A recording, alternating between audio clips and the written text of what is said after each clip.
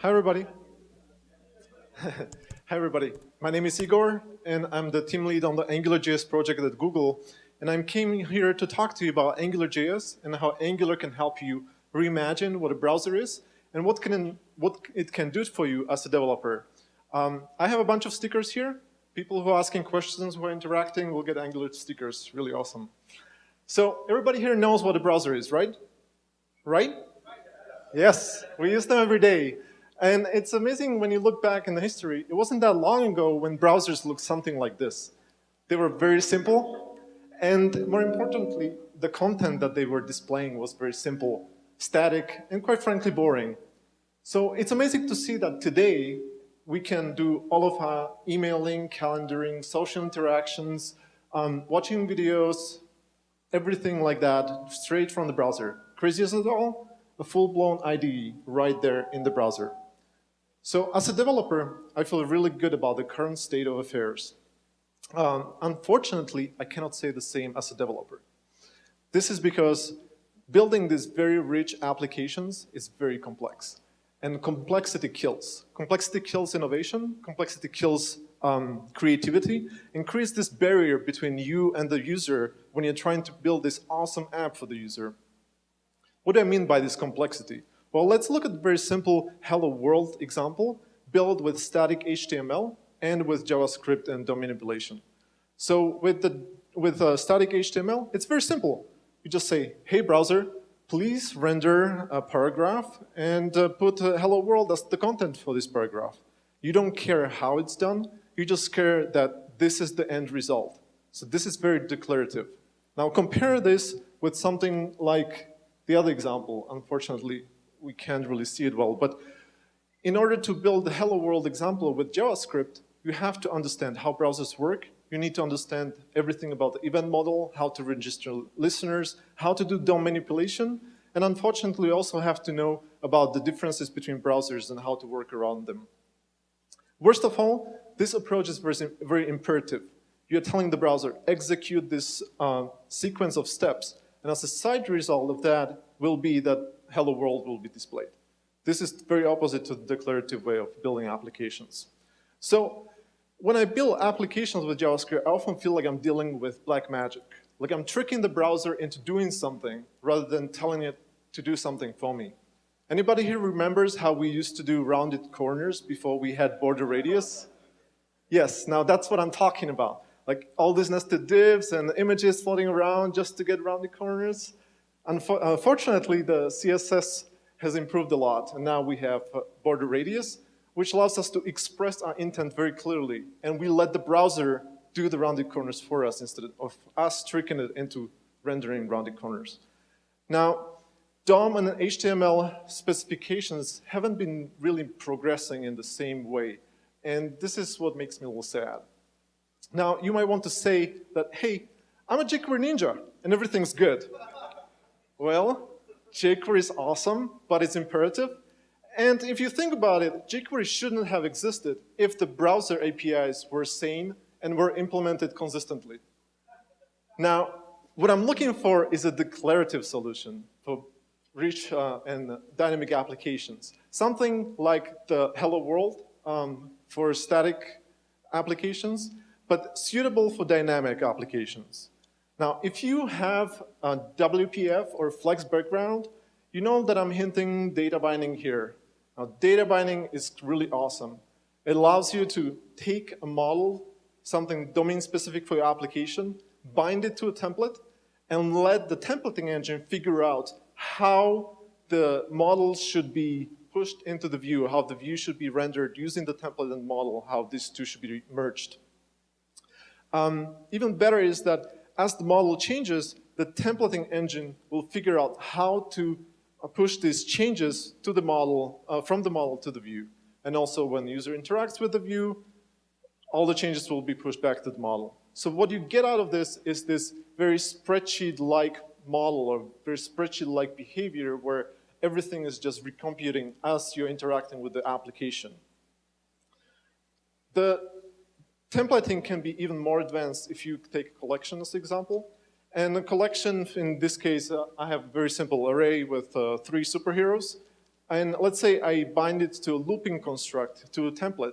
And with this looping construct, when I'm telling the templating engine, hey, take this collection and stamp out as many copies of this template as there are items in the collection, and bind the element in the collection to the right copy of the template, and render something like this. We have a very nice list of superheroes. Even better is that as I'm interacting with the model, with the collection, as I'm pushing new items to the collection, or removing items, or changing items in the collection, the templating engine will figure out for me how to make these changes available in the view, and how to update the view in the right way. Now, I'm hoping that I convinced you that data binding is really awesome. Like, we see that in most applications, about 70 to 80% of the code is just DOM manipulation. When you take a AJAX application, like, a lot of it is just DOM manipulation and figuring out how to take the model changes and push them to the view, and how to get the user interactions and push them to the model. With data binding, all of this goes away. So the good thing is that data binding is available in the browser today. If you use Angular, in Angular, we extended HTML in a very natural way to bring data binding directly to HTML, and we teach the browser how to do data binding. It's implementing with JavaScript, and it's available in all major browsers that people use these days. Even better is that we're also working with a group at Google that is in charge of creating standards, and we are trying to make a standard that would bring data binding natively to the web platform. The spec is called model-driven views. You can Google it and start reading about how this is going to be done. It's going to take some time to get this done and implemented in all the browsers, but we think it's going to be a really big game changer. The good thing is you can use data binding with Angular today with all the browsers without waiting for specs to be implemented. So data binding can remove a lot of the JavaScript boilerplate from your applications, but you might also say, well, HTML can be verbose too. What are we going to do about that? Let's take a very simple example of Twitter tabs. Everybody knows Twitter Bootstrap tabs and Twitter Bootstrap? It's a CSS framework for creating very pretty applications out of the box. So with Twitter Bootstrap, what I have to do in order to create these tabs, I have to go to the website and copy this big chunk of HTML into my applications and load their CSS, and what I get is 3 tabs rendered in my browser. Now, that's good, but all this copy pasting, it's not the best thing, and it's not maintainable, it's very fragile. What I really want to do is, I want to say in my template, hey browser, I want you to render tabs. I want tabs to have these titles and this content in the panes, and you figure out how to do it and create the right DOM structure and that can be displayed to the user. This is what we call reusable components, and it's one of the features that Angular provides as well.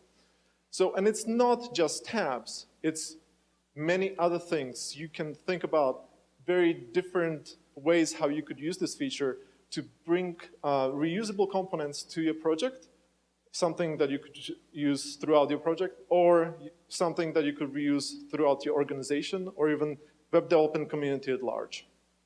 So it's a really nice way to encapsulate HTML. The components can have state, they can be very simple or very complicated.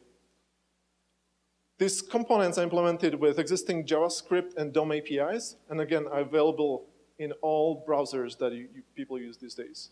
We're also working with a standards group at Google that is creating something called Web Components Specification. And this is a specification that will bring very similar facilities natively to the browser. If you're adventurous, you can actually go and get nightly builds of WebKit and Chrome and start playing with parts of these APIs because they are already being implemented. So these data binding and custom components are just 2 features that really help you change the way you look at the browser and how you build applications. We also have things like dependency injection and version of control, which helps with testability. We have very nice routing and navigation, and there are many other features in Angular. But let's get some coding done here. So if you want to start with Angular, it's very good to just go to AngularJS and check out our websites. We have a lot of demos on the site that will teach you, that will show you what are the capabilities of the framework and what you can do with it. You can also check out our documentation, which is pretty good, and people like it. Lots of examples, so you get to see how the APIs are being used and how you can use them, lots of interactive.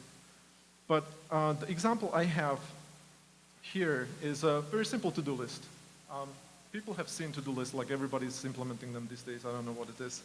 But let's build one right here on the stage. So what I'm going to do is I'm going to take my favorite IDE, WebStorm. Notice that Angular application is really just HTML and JavaScript. Can we do something about the feedback?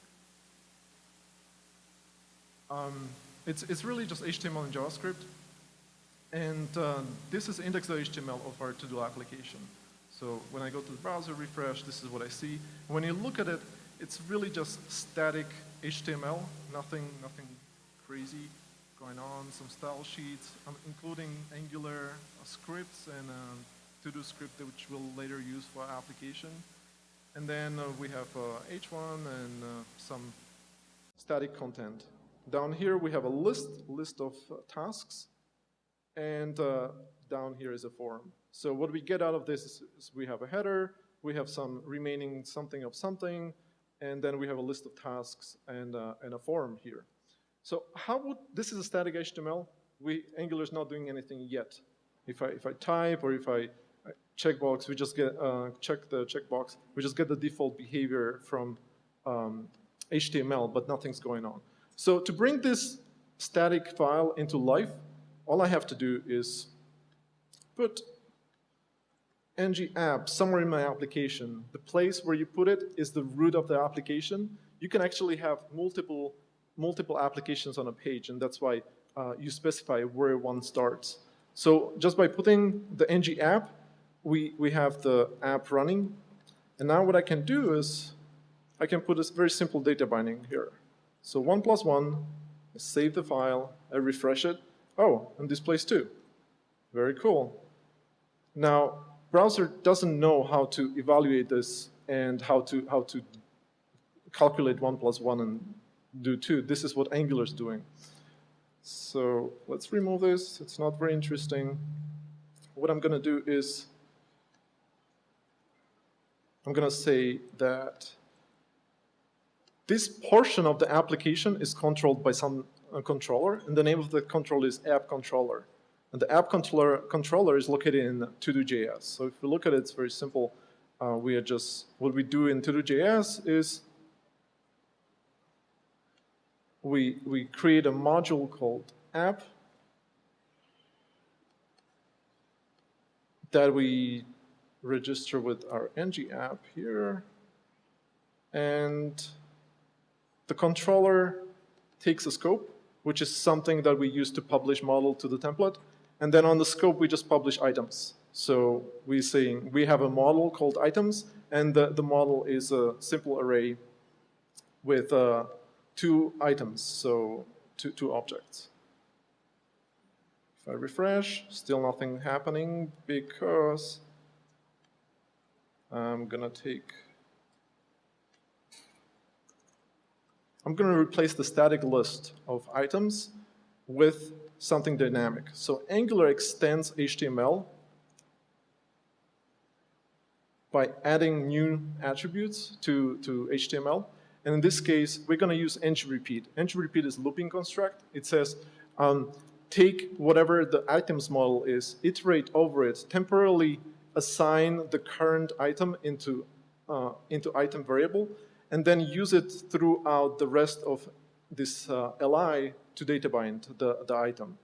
And we are actually going to bind the class to item done. So item done is a Boolean, true or false. So as the model changes, the class of this li will change from done true to done false, depending on what the current state of the model is. And then we have an input box down here, which is bound through ng-model to item done, which is going to control if the checkbox is checked or not. And ng-change, which is going to observe the changes as we click on the box. And then we have an item text.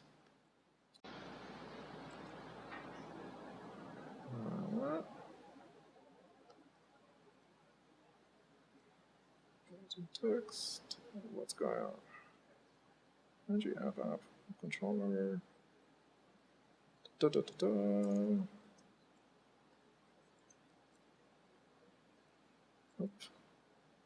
Error. Oh. Token. I got token to do 8888 here. Okay, just a typo. Alrighty.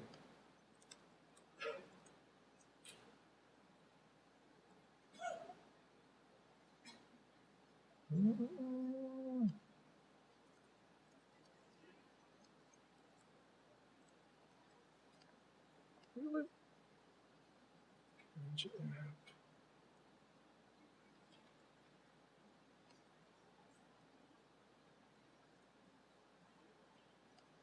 Not very cool.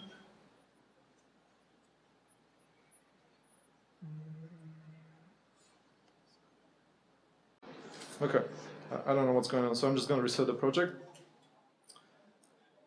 What I'm doing here is that I have ng repeat. I'm going to repeat over items, and what I get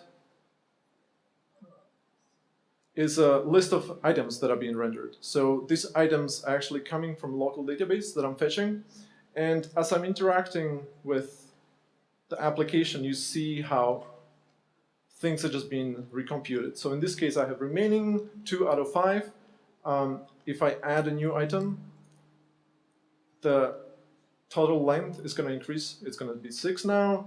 And as I'm checking things, remaining is decreasing. If I hit archive, all the checked items are going away. So let's quickly look at the application.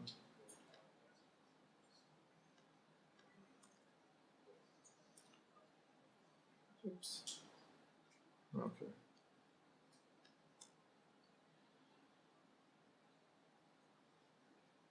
So what I had to do to get the remaining going, I just put double curlies and call the remaining. What that will do, it will call my controller, and in my controller I have a function called remaining down here.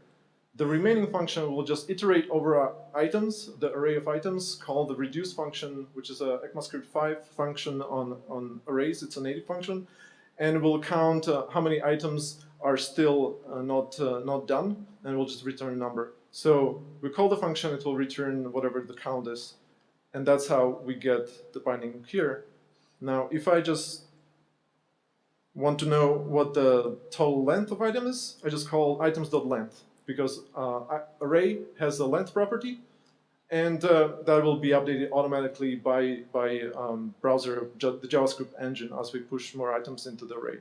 So we don't need to create any kind of wrappers or any kind of special collections in order to create our models. We can use native types, and this is very powerful. The reason why this is powerful is because you can use third-party libraries without having to convert your models that can be wrapped into some crazy collections in order to be able to push them to a server or a third-party library. So let's look at the form very briefly. So with a form, what I'm doing is I have an input field with type text, and I'm binding it to new text. The new text is just a string. And as I type here, the new text is internally being updated. So when I actually go to the template and just do new text here,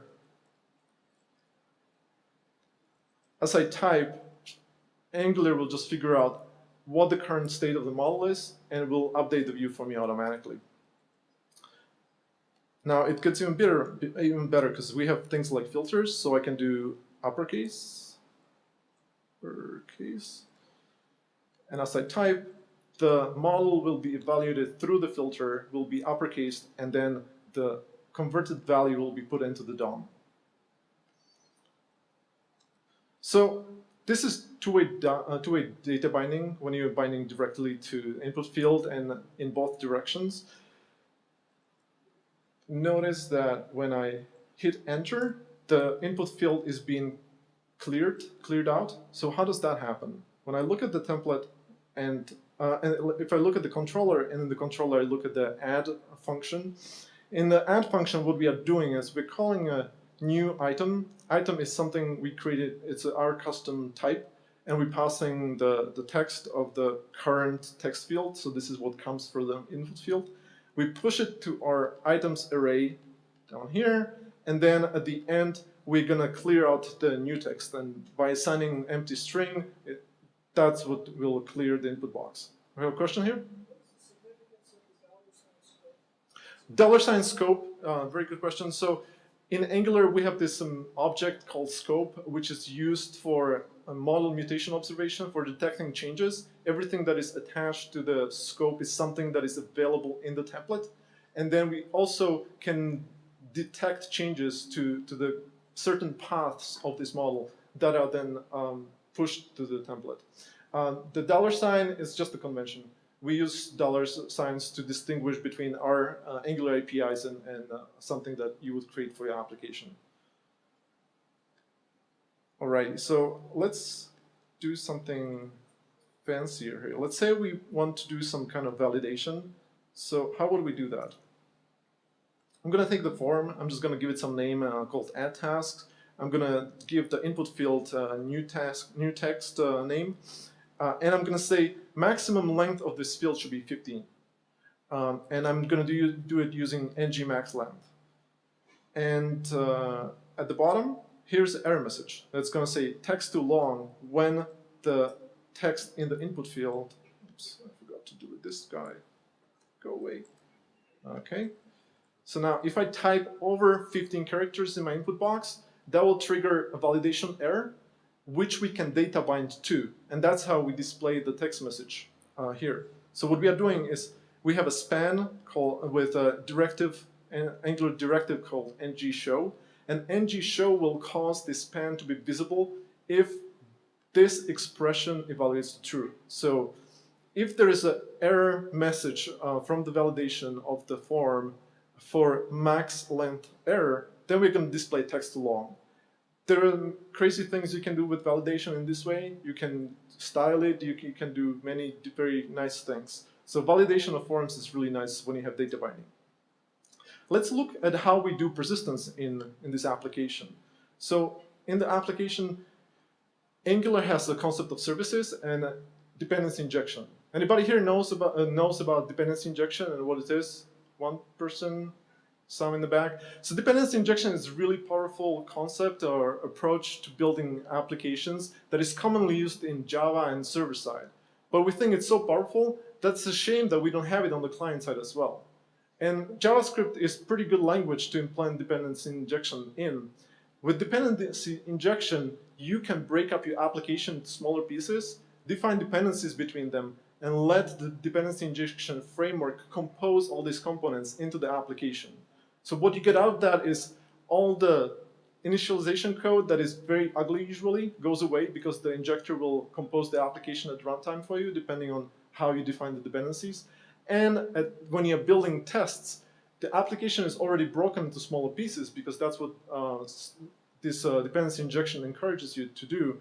And we also allow you to replace mocks with real services with mocks. So for example, testing XHR requests is very difficult to do in the browser because it's a global state. You have to talk to the server.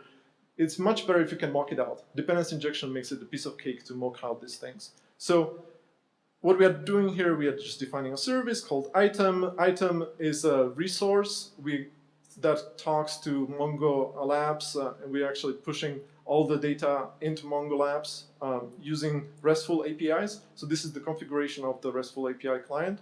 And then we're just adding some extra functions to do the persistence, removing, and all that stuff.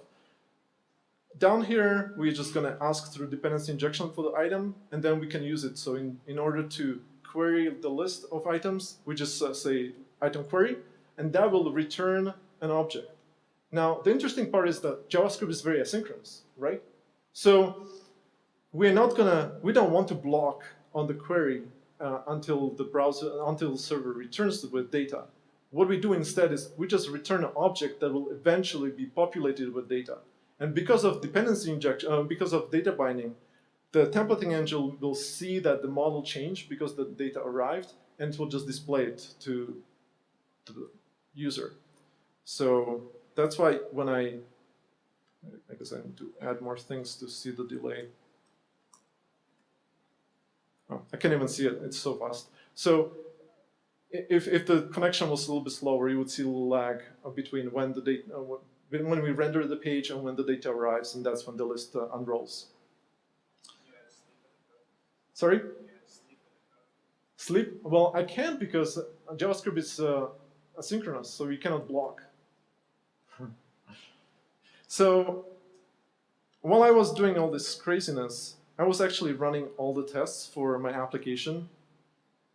And one thing that we feel very passionate about is testability.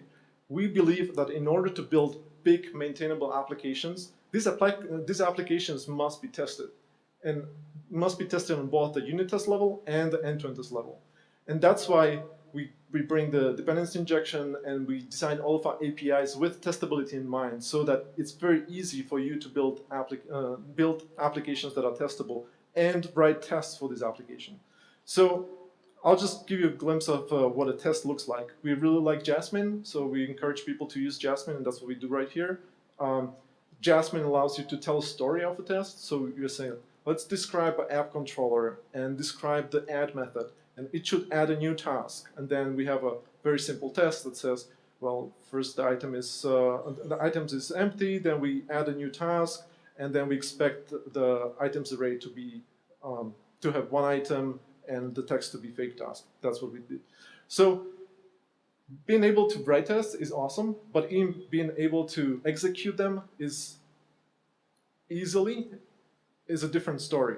And this is why we spend a lot of time creating a test runner. This is not something that is specific to Angular, but we feel passionate about testing, so we spend a lot of time on building a test runner. So what you see down here is an output from Testacular. Testacular is a server which allows you to connect to a real browser and run your tests in a browser from any kind of IDE, text editor, or CI server.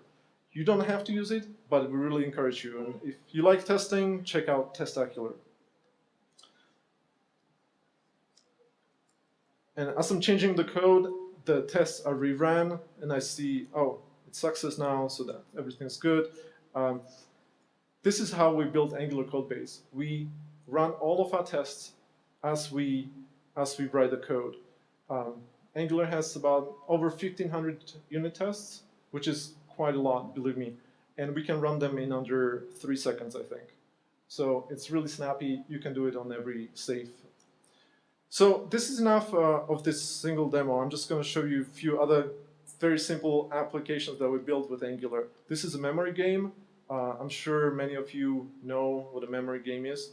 It took just a very few lines of code to implement this game. So this is the HTML template, really simple, and the whole application is just a few lines of code. Probably 150 lines of code altogether. We are also working with the Chrome guys, and today, I don't know if you're watching the news, Google unveiled the platform maps for Chrome. So we've been working with the Chrome guys, and we built some really cool demos for them with AngularJS. So Chrome platform is all about creating desktop-like applications in the browser with APIs that are as powerful as desktop APIs. So in this case, we created TextDrive, which is our very simple, not so simple actually, text editor. So we used Ace editor from Cloud9 combined with AngularJS and the Chrome platform, and we created something. Test. That's empty. Temp. Okay. We created a very simple text editor with highlighting and stuff. You can check it out online. The other application that we also built is feed reader. Again, something built with the Chrome platform and AngularJS. All this source code is open source. You're free to check it out, and I highly encourage you to do so. So Angular is really all about how do we take the existing browser and enhance the HTML and the capabilities of the browser to make it very simple to build rich single-page client-side applications with HTML and JavaScript, and make this testable so that we can build large applications with little code, and this code should be testable. Anybody has questions about this? I'm happy to answer anything you might have. Over there? How does routing work? Routing. I can show you. Just a second.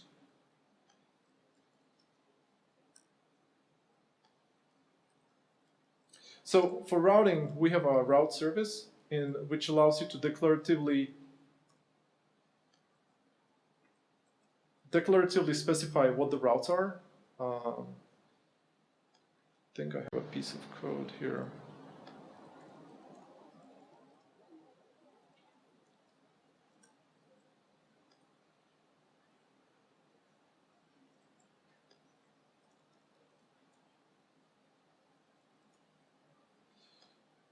I guess I don't. So let me just show you different applications that we have here. So with routing, you say, where a backend. Okay. Okay. So with routing, what you do is you ask for a route provider, and using the DSL, you specify what the routes are. So in this case, I have two routes. I have slash and slash edit project ID, actually three, slash do. For each route, you define a controller and the template that should be fetched. And then in your application, in your main template, you specify something called ngView. And ngView is where the template for this particular route will be placed. And everything will be data bound, the controller will be instantiated. You can make XHRs for this particular view, and everything just works. So in this application, we have here, oops. Wrong link, this guy. So the routing, okay.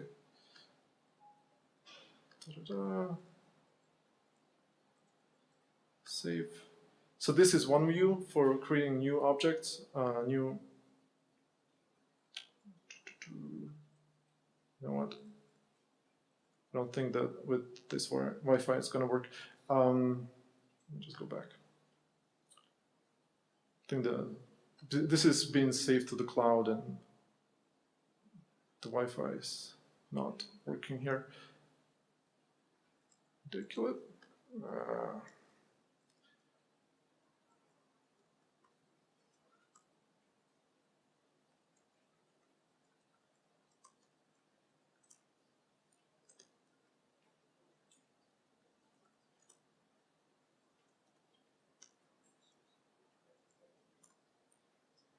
Just a second.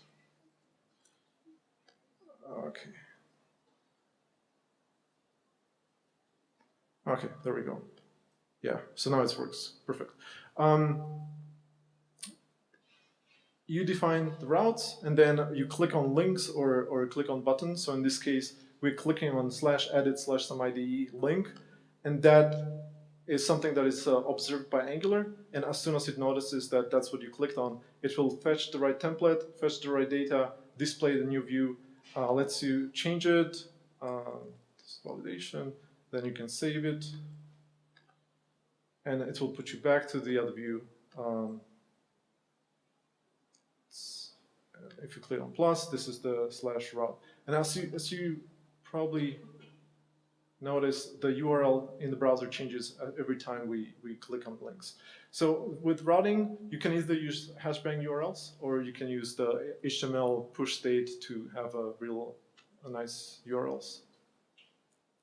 Any other questions? In the back? When you just hit the edit there, it was like it had like a hash top, like a coded URL. Sorry? When you just hit the edit button there, it looked like you had like a hashbang and then plus some type of encoded data. Is that auto-generated?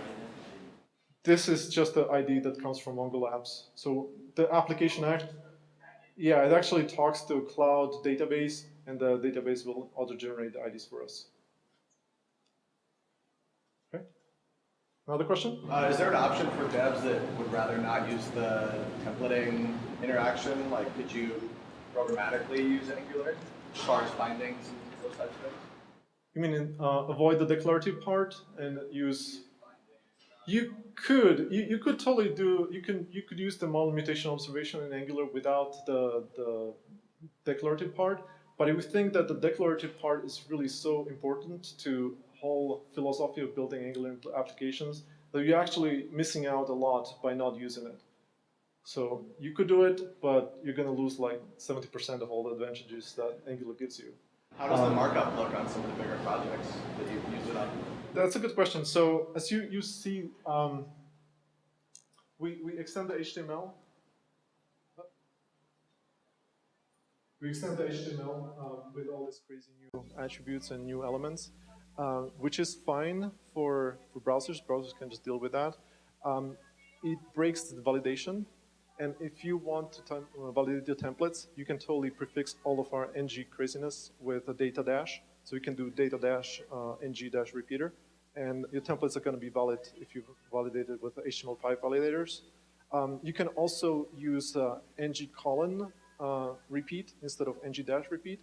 We also recognize that syntax, and that allows you to use Angular with XML, with XHTML. What else is there? Linking out.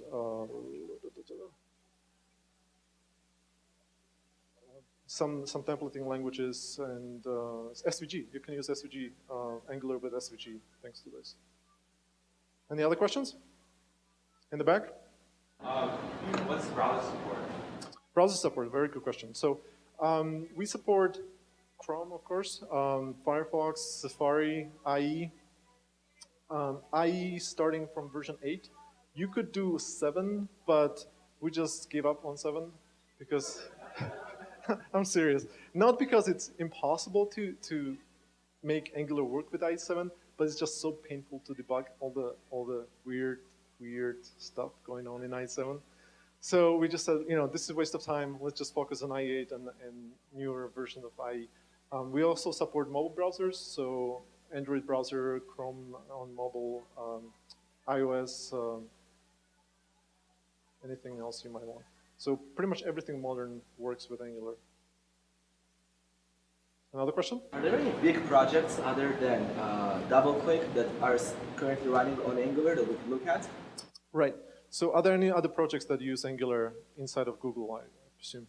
So DoubleClick is definitely the biggest customer we have. DoubleClick is, if you don't know, it's like this small portion of Google that makes a few dollars for Google.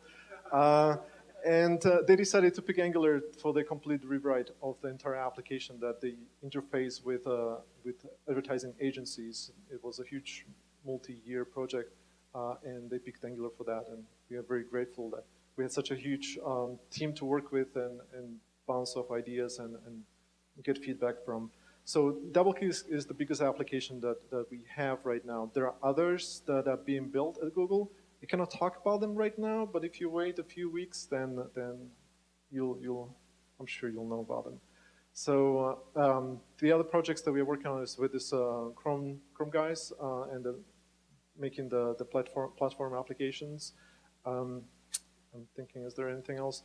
There is a part of Google Maps and the map, is it business? I actually don't know what the external name is, but part of the Google Maps is using Angular as well, and there are some other exciting projects coming. Any other questions? Okay. How about debugging? Debugging. I'm so disappointed that I actually didn't get any useful error, and I'm so angry at that. But usually debugging is very easy because you either get JavaScript errors, which is something I didn't get, I don't know why, that's easy to debug. You should really be writing tests and not wasting time debugging. But if tests fail, then you can debug with Angular using the built-in debugger in Chrome. So you can just put breakpoints into your controllers, into your models. It's all just JavaScript. If you're using CoffeeScript, you can be using CoffeeScript, of course.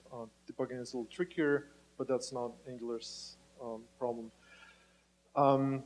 You can get hold of your model. So as you notice, all these bindings between the DOM and the model are kind of hidden. But you can use in DOM inspector, you can click on each element and you can get hold of the model. So if you click on a binding, you can get the current value for that binding. We are also building a Chrome extension that will help you debug. So with the Chrome extension, you'll see what the model looks like, what's currently on scope, what is exposed to the template, what's the current value. And we are also instrumenting your application with this extension so that you can see which parts of your applications are slow and which parts you should focus on if you are having some performance issues. Other questions? What version or milestone are you on? What's like the stability or? So we just released 1.0, I think 2 weeks ago. Still haven't recovered from 1.0. I think it was 2 weeks ago. We are on 1.01 right now. We try to release weekly, so we have minor releases every week. The roadmap is 1.1 is, we're going with a same or very similar development model as Node.js, where the odd numbers are unstable and even numbers are stable. So 1.1 is something that we're starting working on. We want to add better support for animations and transitions. Currently, you can do some, but there are some limitations, and we want to improve this. And there are other things that we want to focus on. So there is a team right now of 4 or 5 people at Google who work full-time on Angular, and other contributors, either from Google or external community. And the community is really awesome, like just seeing how it expanded, actually exploded in the last couple of months is just amazing. Other questions? Over there?